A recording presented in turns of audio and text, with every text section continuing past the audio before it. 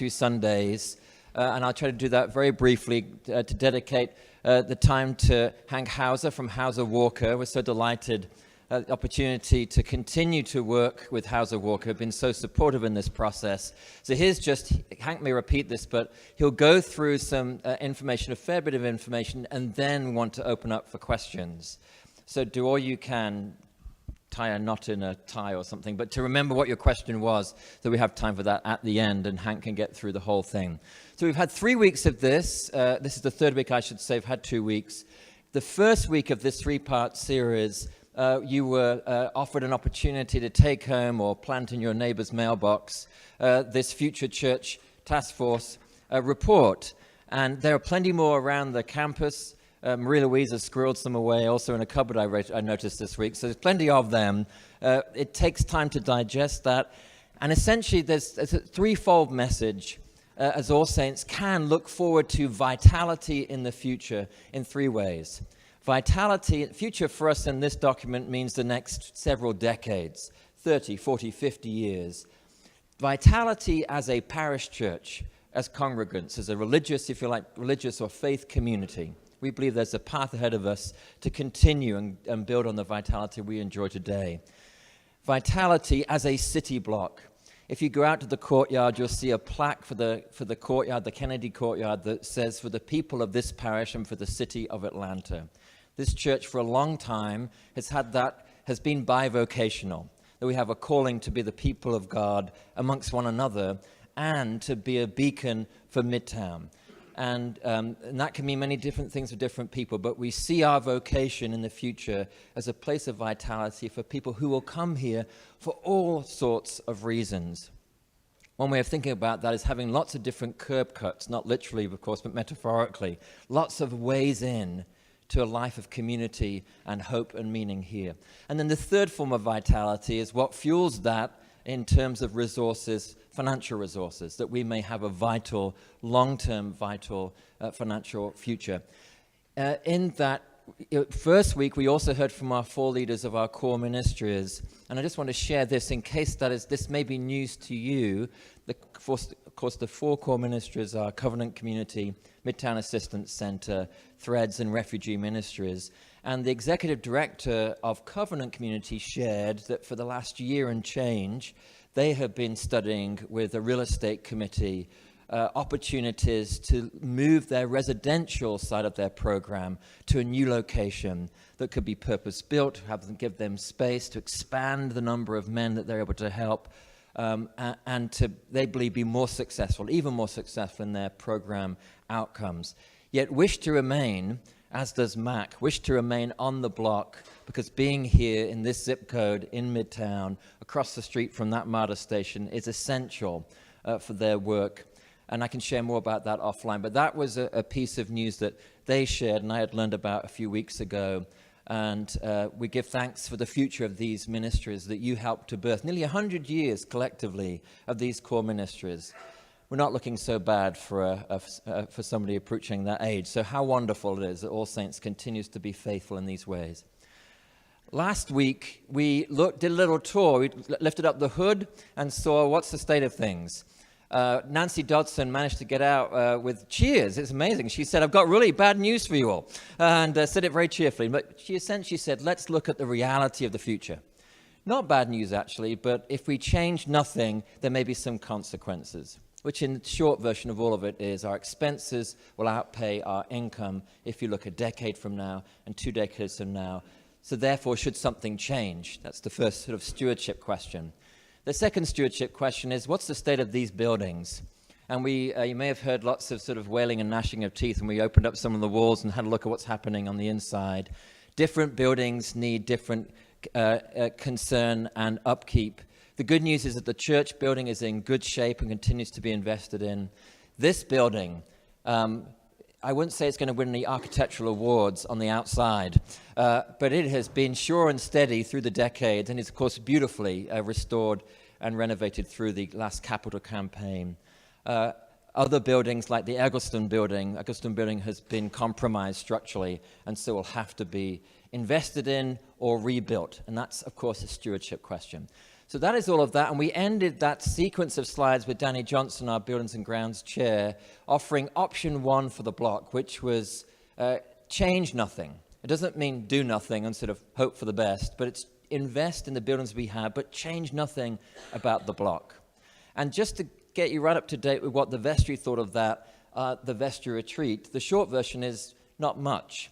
And what I mean by that is when they looked at the financial picture, and they looked at the opportunity to be that vital city block, to do nothing with the block in terms of changing nothing, didn't seem like the best stewardship. You may have a different view, and you are entirely welcome to share that view. In fact, at the end of this series, we want to hear from you. This is definitely the time, especially between now and the close of the year, where you share your input to the Future of the Block Committee, the vestry, myself, whoever you wish to get that message across to. We want to hear from you. So then we get to today, and I'm going to hand over this mic so that we can see what's the option after change nothing.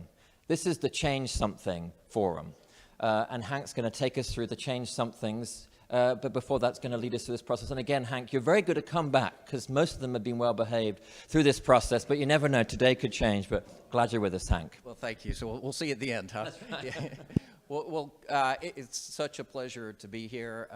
I'm excited about sharing some of the ideas. It's been a sincere joy to be a part of this. I've got to admit that I put my foot in my mouth with another client earlier this week when they asked me what I'm working on that's really exciting and that really gets the juices flowing. And of course, the obvious answer should be your project. But I didn't say that. I said that we're working with a church in downtown Atlanta that's a vibrant church, and that the church community has been thinking for a long time and exploring the future and doing research about Christianity in general, churches in general, and looking towards the future and recognizing the reality of that future is that membership for churches across the board is likely to decline. Costs of maintaining campuses is likely to increase, and yet that church, the vision isn't a defensive posture. It's the opposite. It's an optimistic posture about we will care for our members and our parish, but we're also going to explore a bigger idea about how the church can be involved in the daily life. It's the expanded opportunity for connection with the city. And so I'm incredibly thrilled and appreciative of getting to share these ideas with you. And I think the last time I was in this room, we were talking about the information gathering, which was effectively the listening session, part of the research where we were in July, and the top triangle's a little washed out, but if you recall, that the idea was that we put all of the ideas in a big bucket for as we're doing the outreach and listening to you, but eventually we've got to come to a single idea. Eventually we have to come forward with develop a single plan that is something that is actionable and we can move forward with. So we're here today. We aren't finished. We aren't finished with the master plan. We're still in process. So we're looking at in-process ideas and concepts, and want to talk about what it is that we're doing and what a master plan actually is. And I think it's helpful to think of the entire effort from original conception of we need more space to when you move in. It's a series of decisions that gets made, and we aren't finished with those decisions until we move in. But the scale of those decisions changes over time, right? At the very beginning, we're thinking about, all right, well, maybe we need a new building. Maybe we need a couple new buildings. Maybe we need to renovate areas. What are the space implications? What are the space plans that can help us achieve our mission the most? At the very beginning, and as you move through it, we get into floor plans, then we get into, what's the door hardware? So it's a series of decisions that are progressively more specific. And so the effort for the single idea at the end, so early next year, there will be an adoption of a master plan that will be a single master plan. But it won't be, it's not one idea. It's not a design of a single building. It's not a design of multiple buildings across campus. It's a framework to guide the future development of the campus. And in order for it to be effective, it has to be specific in how what you have said are the goals for All Saints. It has to be specific about how those goals get translated into physical space on campus and what that connection is. And so that's the heart of what the master plan is first being clear about what the goals are and then how that gets translated onto campus. But it needs to have flexibility over time so that in 10 years, those same principles are still a reflection of those original ideas, but the specific might change over time. It may be adaptable. And again, when we finished last time, when we finished the information gathering, there was an enormous number of ideas. There was an enormous diversity of input. Some ideas there was consensus about. Other ideas there wasn't consensus about. And so this is what we've been discussing and considering with the building committee, the vestry, and others. But the first thing we did is we tried to distill down what you said into very specific goals, broad goals, but specific goals to try and articulate it. And the first has to do with people, has to do with you. The church obviously is going to continue to care for the parish, its members, you, but it will broaden it. That's the and. and the community of people, of your community, is intended to grow. There's a desire to have a broader impact into the population in general, more of an influence in the daily life of not just the parish, but your community.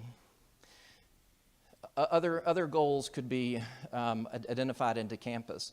Simon mentioned that part of the effort was going around all of the buildings, trying to assess the existing condition, trying to project what the operational costs are, what some of the deferred maintenance, what the investment you need to make in the physical place of the campus, but also how the circulation works, how arrivals work, both in terms of people, cars, all of those kind of the physical aspects of the campus are a component of it. Another core idea that was a takeaway was the financial future of the community. If there is a shrinking in membership and a shrinking of resources, how does the finances of the church, how does the incredible opportunity of the real estate of the location and of the vibrancy and the activity that is already here, but there's a possibility for more, how does that translate into an economic sustainability in the future? And then along with that is general resilience and stewardship. All of the three prior are leading towards the long-term viability that All Saints has been here for a long, long time. All Saints will continue to be here for a long, long time. So caring for the people, the campus, and the finances is in the thread, is in the effort of ensuring the long-term sustainability. So with those goals, in addition to kind of the broad ideas that we talked about in the envisioning, we also heard a number of very specific ideas. And so the committee reflected on these and is not ready to take any of these off of the table. So we kind of recognize that all of these ideas, there's opportunity for positive impact on the campus over time. So the master plan doesn't necessarily have to say it's going to be there's going to be a housing development on campus. There's going to be a bookstore. There's going to be a cafe. There's room to allow flexibility for perhaps the market to dictate what some of the opportunity is, but that we do want to say that we want a diversity of experiences. We want the campus to be vibrant. We want it to be active day to day. So there is kind of a given, at least in my mind, that the future development will be characterized as mixed use. I mean, that it's not going to be one thing. It will be multiple things, that there will be diversity of experiences, and that the campus will be vibrant. And the image on the left is just, you can bring into your mind any number of places that have diverse activities and are vibrant. But they're at the heart of good communities, of productive communities, are these spaces where people come together for a variety of reasons and just for informal social interaction. So the next step after identifying the goals is to say, all right, well, how do those goals get translated into the physical campus? And so we developed a set of guiding principles. One is that the activity is connected to the daily life of the city. The second is that the campus remains an oasis in the city, that the presence, the peaceful presence of the campus that's already here persists and persists forever. The third is that the block is cohesive, both in terms of the way that it operates, the way that it functions, and the way that it feels. And then the last is that All Saints is, I think, certainly already a place that welcomes everyone, and that the shape of the places where people naturally gather are places of belonging. And the shape of those spaces, how they're designed, how they evolve over time, there are physical characteristics to those. So I'll go through a few kind of examples of connected to the daily life of the city. Certainly what happens at the edge, on the sidewalks, Midtown Alliance and the City of Atlanta zoning ordinances require for this zoning active uses along the sidewalk. What All Saints is interested in is in direct alignment with what the City of Atlanta, what Midtown Alliance is interested in for this block, that it's active and you can see the activity on the sidewalks and at the sidewalks. And that feeling of oasis, there's certainly the interior courtyard is part of that feeling of oasis, but it's also evident at the sidewalk. The diagram on the left is something out of the City of Atlanta guidelines for dealing with sidewalks. If we redevelop a portion of the block, there will be a requirement for a 5-foot setback from the curb for street trees, then a 10-foot sidewalk, a generous sidewalk, and then development. And part of that is to have a generous walkable sidewalk. What you have in front of the church now is more like a 30-foot setback. And so we're proposing to continue that as a part of the idea of the campus to allow for more green space, allow for more street trees, a second layer of street trees. Let's see. And then also, I think part of the campus, part of the oasis is, the feeling of oasis is the existing beautiful gardens, the iconic trees. I think certainly the craggly old trees are a part of how you feel, a part of what defines how you feel when you arrive on campus, and preserving and expanding that same sort of character and attention. And there's the 30-foot from the sidewalk to the church. On other areas around campus, you have more like 8 feet. And so I think you look at this and you certainly don't think oasis, right? Around the church, around the historic portions of the campus, it certainly feels like oasis, but there's opportunity for reconsideration. This is along Ponce, and this is just Photoshop. It's not proposing anything specific, but just taking images from around campus and giving a 5-foot tree planting zone, a 10-foot sidewalk, and then a little bit of green space inboard to help promote that idea of oasis. And across the street, Norfolk Southern, you can look there, and they did effectively the same thing. They met the requirements of the City of Atlanta for streetscapes, and then they add a little bit more green space beyond. So the next guiding principle is about cohesion, about that the campus operates consistently, cohesively, that it's intuitive to move through. The arrival is intuitive. And so this is, and we talked about the idea of a central space that's kind of the heart of, that can become the heart of campus. And you already have that a little bit around the outside. This is a sketch from the Italian architect Renzo Piano for the Woodruff Art Center. And the big idea for the Woodruff Art Center is that the original, or the Richard Meyer building, architect Richard Meyer, the High Museum that faces, the portion of the High Museum that faces Peachtree would be preserved, and the Performing Arts Center gets preserved. But other portions of campus, what used to be the Atlanta College of Art, would get reconfigured, but the campus is reconfigured around a central courtyard. And to me, it was profound to hear a world-renowned architect say, it's not my buildings that are important, but it's how to provide space for the life of an arts community in the center of a piazza. And so the redevelopment of that piazza is an idea that's it's obviously not unique to the Woodruff Art Center, but you go on any college campus you have campus quads, you have cloisters and churches, you have town squares. It's as old as city life. It's as old as communities are, of having an organizing place for people to gather. And so this is a sketch of your campus with a church building. There's existing Eggleston. It's an early sketch, and the buildings don't mean anything. The outlines of buildings don't mean anything other than that there's opportunities to arrive from the street, but also for all of the functions around campus to orient inward towards a central gathering space. So the idea is on a Sunday, on a day-to-day, that the natural arriving place would be that central courtyard, that central gathering space, and that's where community just happens naturally. Just an image. And that also that central, that interior space is connected and visible from the street.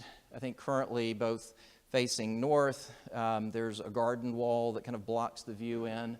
Along West Peachtree, there's beautiful plantings, but you can't see in. So creating that visible connection to the life of the church is something that is a part of opening it up, just opening it up visually. Another interesting thing about the geography of your campus is that from the corner of North and West Peachtree to the diagonally across the corner where you enter the lower level of the parking deck, there's 30 feet of grade change. So there's a lot of slope. But what's interesting is this red level is 991 feet above sea level. And so it's flat. It's flat from the corner of North Avenue and Spring to the corner diagonally across to where Eggleston is. And that's at the same level that we're standing right now. So it's interesting that there could be an accessible, easy community at grade experience from this level to that corner and that corner. So there's a real opportunity there to exploit that and to think of that. We also know, I was reminded of the parking this morning, pulling in both of the levels. Having tight parking is a wonderful problem to have, right? It means that you're active and you're vibrant. What this diagram is proposing as a way for expansion is at the same level that you currently have parking. You have two levels of parking. One is and the main level, the main occupied level of Pritchett is pretty close to this level. The level below is a little more than 10 feet below it. This level is about 10 feet below it. So there's an opportunity to expand towards North Avenue and basically duplicate the footprint. So that diagram, the area in pink are the existing parking spaces. The orange is where cars drive. The 982 is at the top along West Ponce is where you currently come off of Ponce to drive in, and there's a similar opportunity along Spring Street. So we think that there is a significant opportunity to expand parking in a similar pedestrian-friendly way.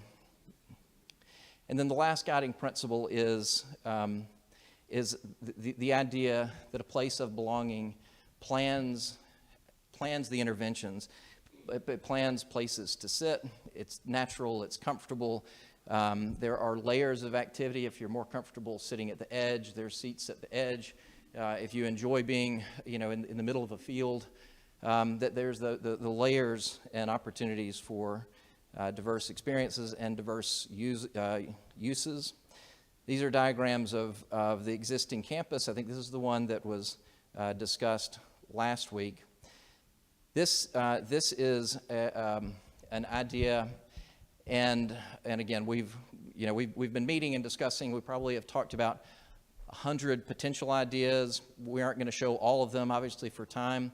This is still in progress, but one idea is that the existing buildings along Spring and North are removed for the idea of future development, and that those ministries get relocated up towards Eggleston in a meaningful way, so that the ministries of the church are co-located with Eggleston. Another idea that's embedded here is, I think you all talked last week about the structural damage that's currently in Eggleston. And so we aren't showing any ideas that would fully remove Eggleston, though I think that should be on the table. It should be a part of the conversation, if only just to say, no, we're not going to do that. But none of these ideas fully do that. What this idea is that the front portion of Eggleston that's visible from the street would persist, but the area that's a horseshoe would get replaced with a rectilinear building. And that allows for more efficiency on campus. It allows for better connection back to this building. So, right now Eggleston's connected with the little stair connection between. It could also be, and so that the idea of blue would be that the church could partner with a developer. The church could be a developer, but that future uses that aren't currently on campus could exist in this location, in that prime real estate location. Could also be a park. It could be a mid-rise that incorporates any number of the programs that were discussed. And certainly, again, nothing on here is advocating for anything. It is testing all of the ideas. The advantage of a tower is obviously financial. The higher you build, the more potential there is for income. So we've studied towers in a number of locations. One that would replace Pritchett, one that would be at the corner of Spring and North, and a stepped building at that corner as well. And I'll show you a couple diagrams.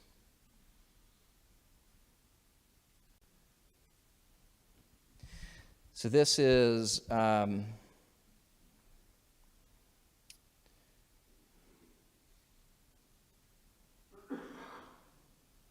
oops.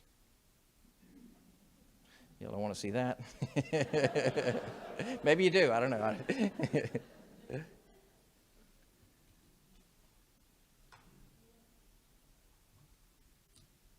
There we go.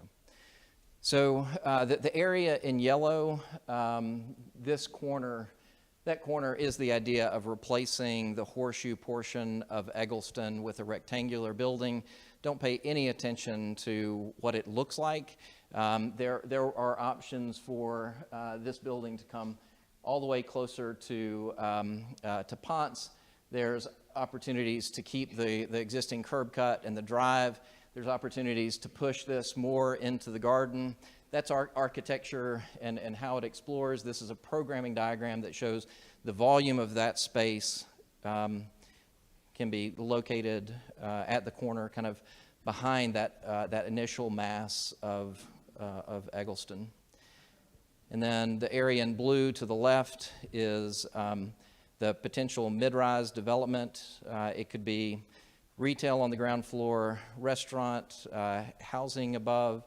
It could be a gym. It could be any number of potential programs. Another real opportunity for the Eggleston redevelopment is to improve the connection between the east and the north and the south sides of campus through circulation. So this is showing the opportunity for an expanded gathering space just on the other side of this wall that would connect to the canopy, bringing up to back up to the church. And then the central garden space. Again, the mid-rise development has the potential to have a primary connection to the garden space. So again, this is, if we walk out of this building, we're standing on the plaza. We could be looking at potentially a restaurant and other programmatic functions as a part of that building. Okay.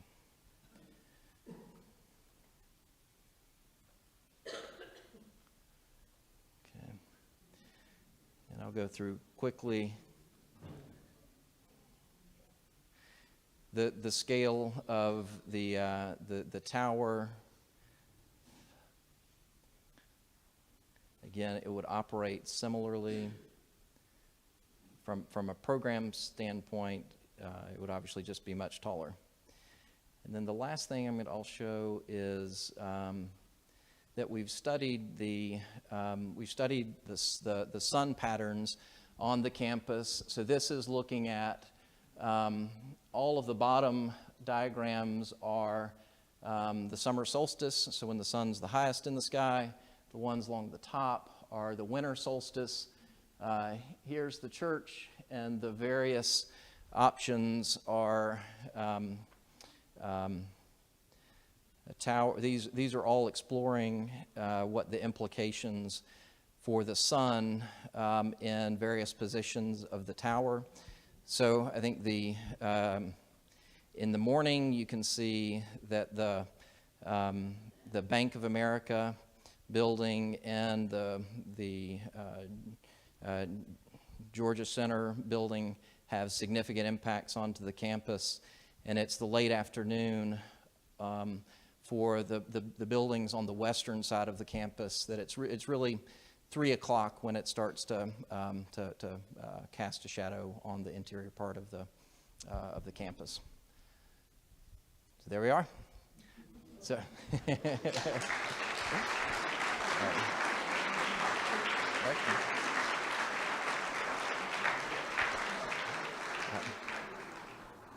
Thank you, Hank. So I'm going to ask Annette to move around with the microphone. And just as a reminder, if you could nestle it somewhere near your chin, the folks online and in the room will have the best chance of hearing you. But questions and comments?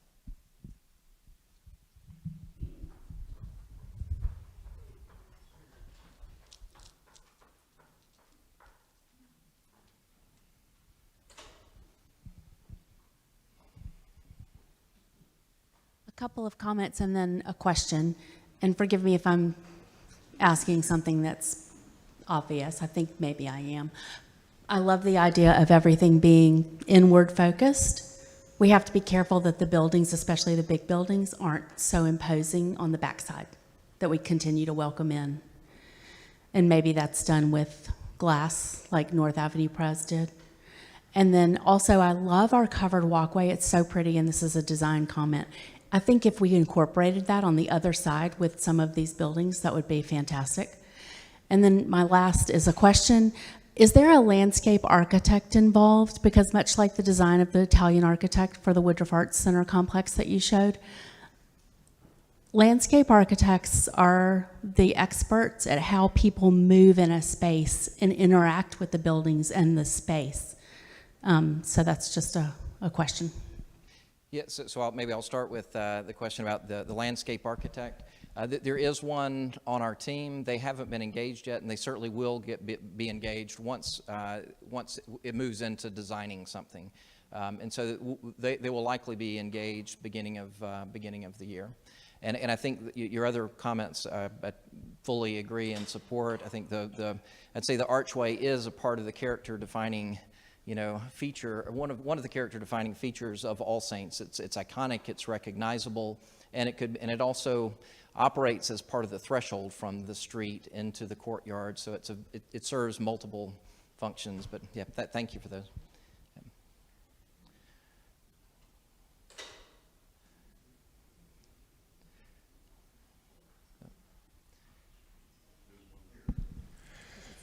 I was wondering if you can combine what we dealt with last week. I believe it was $15 million just to bring our campus up to snuff that would last for 10 years. And the comment was made, it's not sustainable to do that, therefore we have to do something different. Can you talk about the sustainability of some, like the tower concept and housing component of these beyond a 10-year scope? Yeah, that's a great question, and I think All Saints isn't the only organization to be dealing with the sustainability of its campus.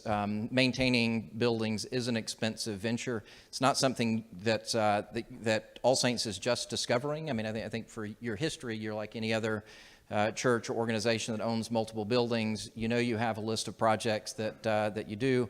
You figure out what the available resources are, and you pick which ones to accomplish. And so part of this is saying, all right, well, let's look at everything and wrap it up and see what that expense is. So ultimately, an air handler fails and it rears its ugly head, or you get a roof leak or something like that. So that's not a new issue, and I would say that the numbers are just a reflection, probably that you're already accustomed to dealing with. You're just looking at it in a different way. And the second part of the question about looking forward in terms of something really tall, there was an intentionality in drawing some areas on the plans in yellow and some of them in blue. And the underlying thought behind those is that the yellow are serving the church's current ministries, and that those spaces and facilities would continue to be funded by the church. They likely wouldn't be cash positive, but that the blue area has the potential to be cash positive, more of a developer mindset. So that could be. I think we all know that if you sold half of your campus, you could have a $30 million check written tomorrow. That's not going to happen, but I think there is the idea that there's value in that property where partnering with a developer, or if the church becomes the developer, and incorporating some kind of programs that do have income, that those can not only be self-sustaining, just like the church doesn't support Norfolk Southern Church doesn't support. Those are investment related. Those are investment developments, and it may not be. The church may say our primary objective isn't to make as much money as we can on those. We're mission oriented, but they are absolutely in alignment with having more activity, more people, more exchanges on campus. So I think the blue areas that it'd be self-sustaining and potentially income in the future to help offset. And then the last part is that moving the functions from the current buildings up to a new Eggleston would allow for the development to be newer, more sustainable, less operational costs for lights. And so if all of that is co-located in a single building, it could have future less operational costs if it's built to current standards. Yeah.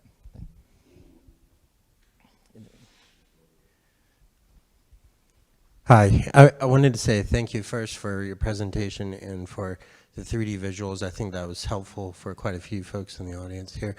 I did want to quickly comment on your solar study, and I wanted to, one, ask, but also if it hasn't been considered, ask that you consider actual solar power and solar power generation. One of our biggest expenses is actually paying for power as a facility, and being able to capitalize off of that as something might be pretty important. But also, in terms of our existing religious resource of our church, the solar orientation to the windows are actually pretty important as well, the east and the west windows, particularly the easter window that faces west and the sun sets in it. So having that clear line of sight, I know we can't control what's happening at the varsity, but we can control what's happening in our block, of course. The other thing I thought was really interesting with what you presented was the sort of the middle plateau and opportunities for parking and everything. And I think that's a really unique thing that you've pointed out there, and I think that's a great thing for us to explore. And I think that the opportunities that you've shown is in terms of green space around the perimeter are nice, but I also would like to say we should focus on being an urban edge as well and being a part of the urban environment. And those green spaces might become a liability just as much as something that would be great, or particularly around the perimeter where we're kind of creating a wall of green around the perimeter if we aren't careful. And sort of like the High Museum as well, that approach to that piazza, I think, is one of the things that fails about it. It's actually not as clear as the Meyer approach was, but I think that it's how we do that and making it more clear and more inviting, and a program space might be important. Yeah, thanks for that. A lot there, and maybe I'll just touch on the first part of the question about solar. The project being aggressively sustainable is a part of the conversation, and I think the idea of solar panels is directly in alignment with your goals for your campus, both in terms of sustainability, but as you point out, they offset future operational costs, and it's impossible to raise money for utility bills, but there have been lots of checks written for solar panels. So there may be a really good opportunity along those lines. Yes. Oh, I'm sorry. Sorry, folks. So the folks watching online, as soon as it gets to 11:05, the live feed stops. And so it'd be that excellent question you asked that they didn't hear. But there'll be other opportunities. So where are we at? We're at that opportunity where we want to, just to repeat that, we want to hear from you. I did hear some oohs and ahs and maybe other sounds when you saw tall building on the block. Part of this exercise is to help you start to reflect on how a campus might feel, how your church might feel, and try to weigh up all of the pieces that the steering committee for the future of our block and the vestry have been weighing up and will weigh up. And it's all the things at once, which is just true of life and of church. It is sustainability from an environmental perspective, and there's a task force looking at that. It is, of course, our finances. It is how it feels in the place where many of us here will be laid to rest.